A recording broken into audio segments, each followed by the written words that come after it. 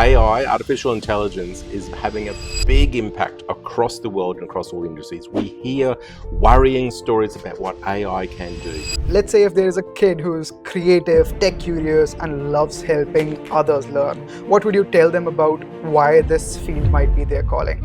All of our graduates will learn about technologies, how to use it creatively, how to shape it for learning. But they'll also learn a lot about learning theories, about motivation, they'll learn about games, they'll learn about...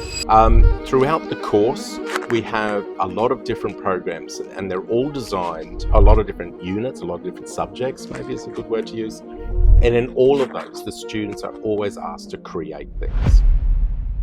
Hi everyone, welcome to IUS YouTube channel. Joining us today is Professor Michael Henderson, Professor of Digital Futures and Director of Educational Design and Innovation at Monash University, Australia.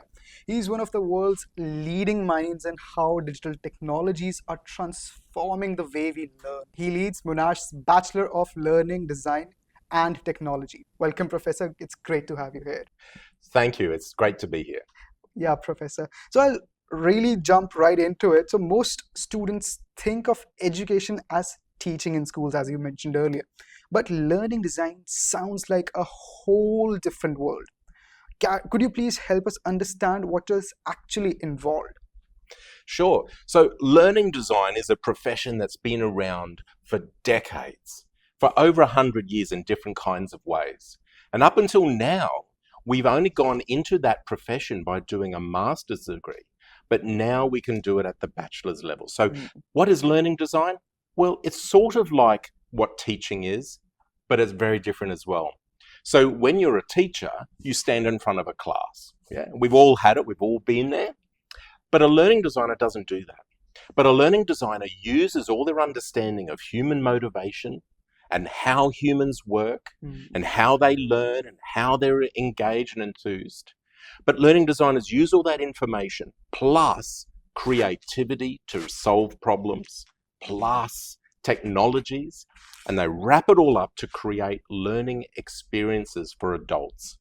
So in every profession, in every industry, there are learning designers, and that is whether you're in Microsoft or Apple, or whether you're in the military or at hospitals, at universities, in banks, there are learning designers. Because when you're an adult, you always have to learn. Yep. Whether you're a doctor or an engineer, you have to do training and learning. Well, who creates those learning design activities? It's learning designers. And learning designers are called by different names.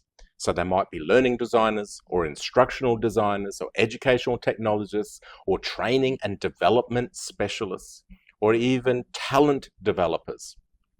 There's a lot of different names, but they all come down to the idea of you need to know about learning, about designing for learning, and using technologies to make it most effective in online context, whether it's using simulation or augmented reality or using AI to help you. But also you need to know how you can engage students, maybe through games and through simulations and other formats. So for someone who's coming from a tech background like myself, what I got there was like, it is something that is a mix of psychology. You understand the human mind, how a mind learns, how it retains some information, and then you are moving into kind of user experience, that how you deliver that information in such a beautiful way that it is retained and absorbed well by the learner, right? Is that right? Absolutely. So you often need to understand the technology. Right. You need to understand the human, how the brain works, but there's an extra bit. There's a special extra creative bit, and that's to be able to tell stories. Right. To be able to build those technologies and that information that you're trying to transmit and to create it in a way that it makes meaning. How many times have we sat in a classroom and we hear lots of information, but we're not engaging with it? So what makes that difference? And then what kind of tests work best, or different ways to show that you know? Right. A lot of businesses, and I've just been working with 2 major banks in Australia, and they've got learning designers, and their bosses have told them that they want to know, are their employees losing money for the bank because they're not able to do certain things. Ah, And so the learning designers have to create these learning packages to make sure that all of their staff in those banks are doing the right thing so that they can make a profit. So businesses these days are recognizing that if they want to make a profit, if they want to do the best, if they want to change the world, they need to have great staff. And the best way to do that is to sort of give them great learning right, opportunities. right. That's very interesting to hear. That brings me to the next question, that with education shifting online and becoming increasingly tech-driven in this AI era, what makes learning design such a powerful and growing career path today? So it is growing, and we can see the market. We've got a projection of over 20% growth in the sector, okay, in this profession. Um, and one of the reasons why it's growing so fast at the moment is because we've all recognized the importance of online and digitally enhanced learning and the need to invest in our employees and to invest in people to learn, particularly because of the global pandemic. That was a moment when they realized that a lot of professional staff, whether they're accountants or engineers or psychologists, whoever, they couldn't come necessarily into work. Right. So they had to find ways to engage them online. And then they started to realize that if they didn't invest in these people and to help them grow and make connections, then that also made the business suffer. So in this age where we have so many technologies to make learning engaging and powerful, we need to find really intelligent people like learning designers to go, I don't want to use a technology just because it looks cool, Yeah. but it might not have an impact, but how can we really make it work for us? And of course, AI, artificial intelligence, is having a big impact across the world and across all industries. We hear worrying stories about what AI can do, but also AI can be used in ways that can enhance the learning experience.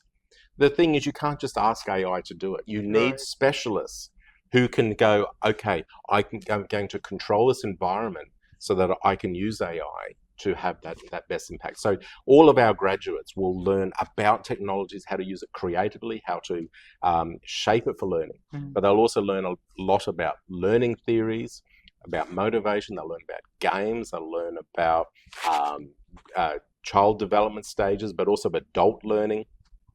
And the problem is they've got to bring it all together to make these great learning experiences. I'm so excited to hear about all of this coursework, particularly like I enjoy reading about psychology, how humans' mind work, because for me, it's like communication is the strongest tool that you have as a human, right? And then storytelling comes the next best weapon that you have. So I would like to know more about like what's this experience like for the students in this particular course, and what kind of projects or skills do they work on? Fantastic. I'm glad you asked, because I teach in that course. Yeah. And I have enjoyed teaching these students so much. I get up in the morning excited to teach because they are creative. They bring all these different skills. So what we often start our class, if you come and learn with me, we often start a class with a game. Because the problem is the students have to figure out how to solve that game and then how to redesign it. And so they're actually learning through a fun way about how humans work, what motivates us, what makes enjoyable, how to pace something really fast. And then we'll take that learning and then try to shape it into something else, like, learning a more boring topic or something and trying to figure out, well, how can we engage them in different kinds of ways? Throughout the course, we have a lot of different programs, and they're all designed, a lot of different units, a lot of different subjects, maybe is a good word to use. And in all of those, the students are always asked to create things. So even though we might be talking about human psychology, we'll then be asking them to use that to create a learning exercise, or to create a learning game, or to create a website that's going to teach someone something. And so they're learning not only about the theory, but also how to apply it. And as you said, quite rightly, how to tell the story, how to communicate. Because if we can't do that, then sort of education starts to fall over. Exactly.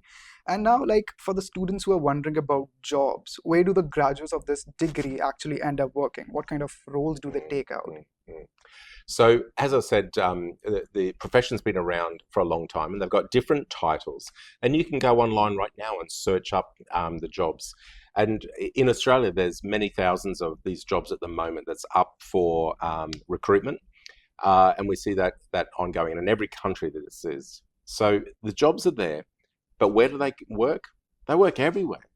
So I personally, over the last year, have worked with learning designers in national airlines, in the military, in major hospitals, across those banks that I mentioned before. Over the last year, I've also worked with learning designers in simulation companies, edtech companies.